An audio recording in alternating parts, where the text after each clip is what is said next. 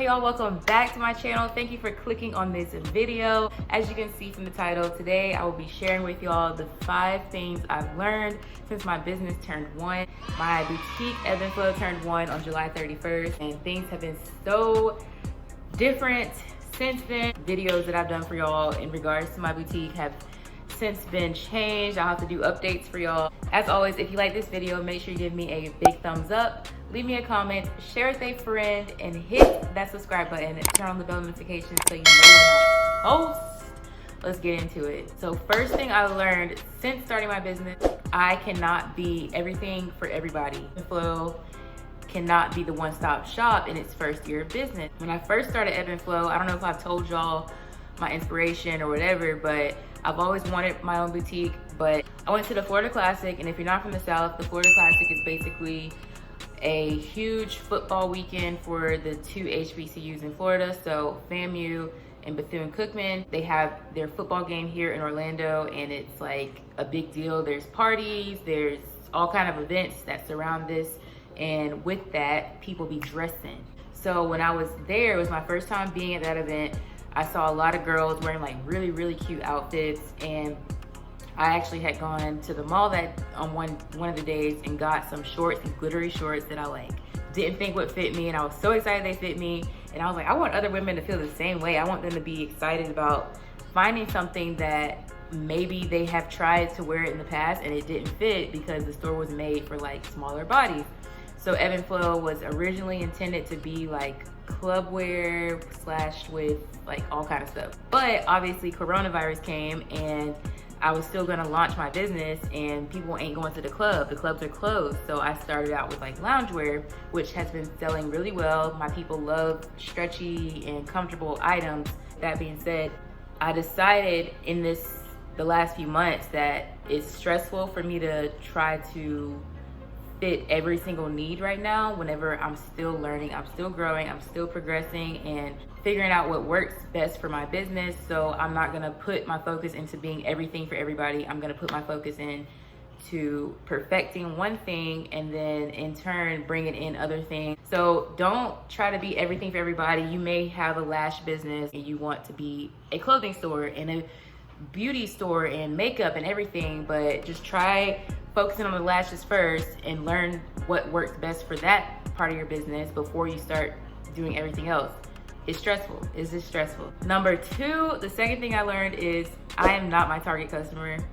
If you've been subscribed for a while, you know I said a while ago that I shop for Ebb and Flow with my own personal style in mind, which I do and I don't still at the same time. Whenever I shop now, I really am not thinking about so much of what I like.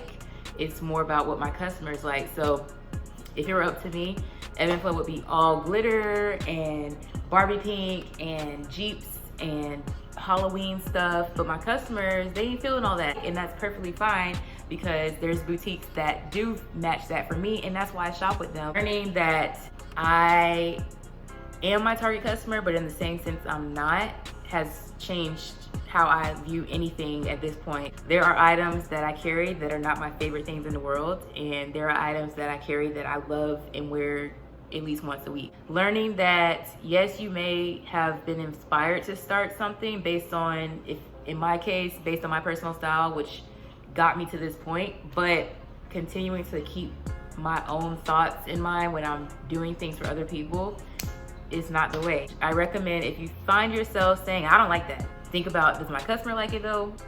Really pay attention to what your customers gravitate to. Pay attention to who your target customer is and who you want them to be, and go after them, because unless your target customer is you, then obviously go after people like you. But if they ain't, and they've shown multiple times that they ain't, sis, it's time to pay attention, open your eyes, and face the facts. Number 3, your price is your price. So if you are feeling guilty, scared, nervous about pricing your items appropriately, and by appropriately, I mean you're pricing them based on a strategy you have in mind or a goal you have set, then let that be that, and the right people will come and purchase it. In the beginning, I was severely underpricing my items. It's still been like a balancing between pricing them appropriately and pricing them where my customers will pay. At the end of the day, it's always a strategy. Like, it's been a strategy in place, and the strategy has gotten even more intentional. I was talking to a friend the other day about how becoming an entrepreneur is mostly mindset. Like, obviously it's business and strategy, but most of it is mindset. So if you don't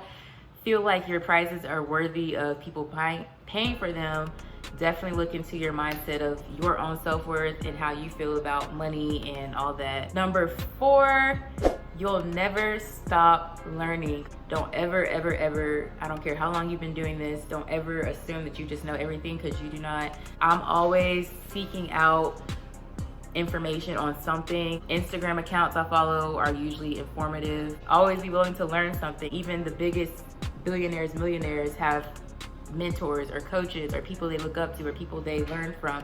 That's what keeps you going. There's always going to be someone above doing what you're aspiring to do. Seek out those resources, because if they're doing what you want to do, you can learn how to get to where they are.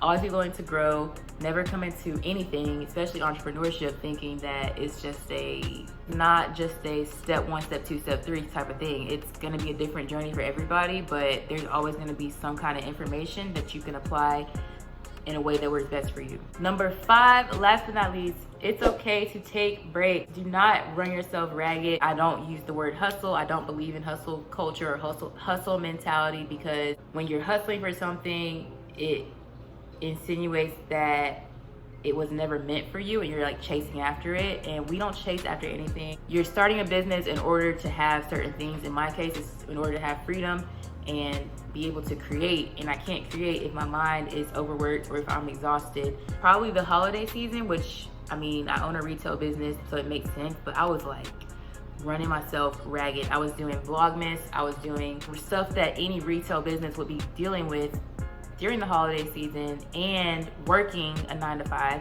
and working another job all at the same time. Do y'all know by January, I was just like dead. I wasn't able to really deliver and come through with new ideas and feel fresh and rejuvenated, because I was not giving myself the room to do that. So take breaks. You're gonna come back stronger and fresher, even if you have to take months off from your business just so you can regroup, or maybe work with a coach or whatever.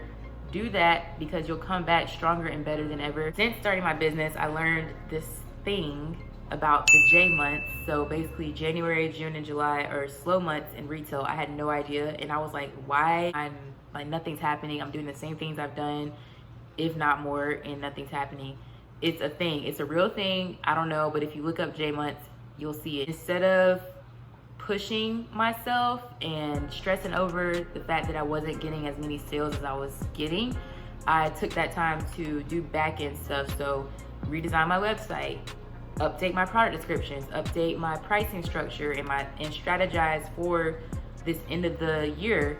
Instead of stressing, it was like out of the spotlight. It was allowing myself to think and just not be so on the move type of thing. Like, I really feel good about where I'm at right now, and I'm excited for moving forward, and I feel like I have more clarity. That sounds like you are probably experiencing burnouts, and you should take a break.